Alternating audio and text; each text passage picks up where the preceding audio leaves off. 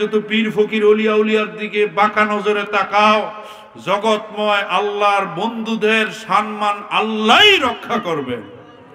ইদানিং শুধু একটু পরীক্ষা যাইতেছে। কি যাইতেছে?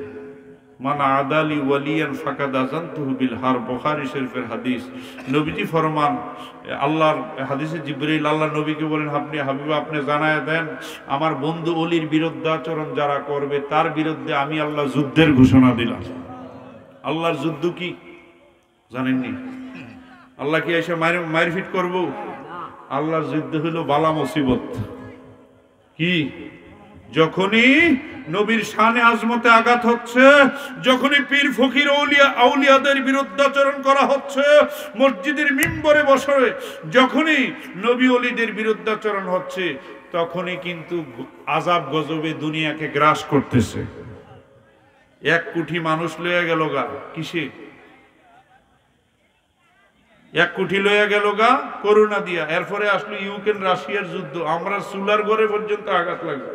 এরপরে বন্যা, সামনে ভূমিকম্প, সাইক্লোন, টর্নেডো, কাটাকাটি, মারামারি, হানাহানি, বিবাদ বিসংবাদ হবে। অসুরে অসুর খাবে, দানবে দানব খাবে, মিথ্যা মিথ্যা মারামারি হবে। ইমাম মেহেদী আলাইহিস সালাম আসতেছে, এক হাতে দয়াল নবীর রহমত, আর এক হাতে গজবের মুগুর। বাঁচলে মানলে বাঁচবে, নবী ওলিকে বিশ্বাস করলে জমিনের উপর থাকতে পারবে, নবী ওলির শানে আঘাত করলে জমিনের উপরে থাকতে পারবে না। সে ফাইনাল খেলা আল্লাহ সামনে রাখছেন। সুবহানাল্লাহ।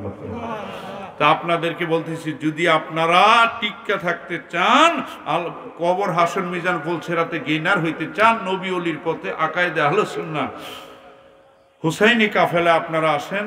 পীর যার যার আকায়েদে আহলে সুন্নাহ সুন্নিয়ত আমরা সবাই এক কাতার। যদি ঐক্যের ডাক আসে আপনারা কি সাড়া দিবেন? ময়দানে কি নামবেন? নারায়ে তাকবীর, নারায়ে রিসালাত। সামনে ডাক আসতেছে, সমস্ত পীর ফকির এক হইয়া যাবে বাঁচার প্রশ্নে। সুবহানাল্লাহ পড়েন। আল্লাহ পাক আমাদেরকে যথেষ্ট সময় দিছে, আর রহমত আসছে। রহমত আরো একটু বেশি আসা দরকার। এরপরেও বলছি, ভয় পাইয়েন না, আলহামদুলিল্লাহ পড়েন। কয়টা বাজে বাজান? জিকির আল্লাহ আল্লাহ আল্লাহ আল্লাহ আল্লাহ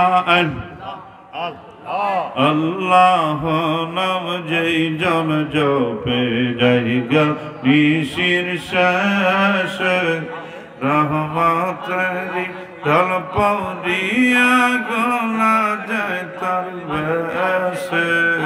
আল্লাহ আল্লাহ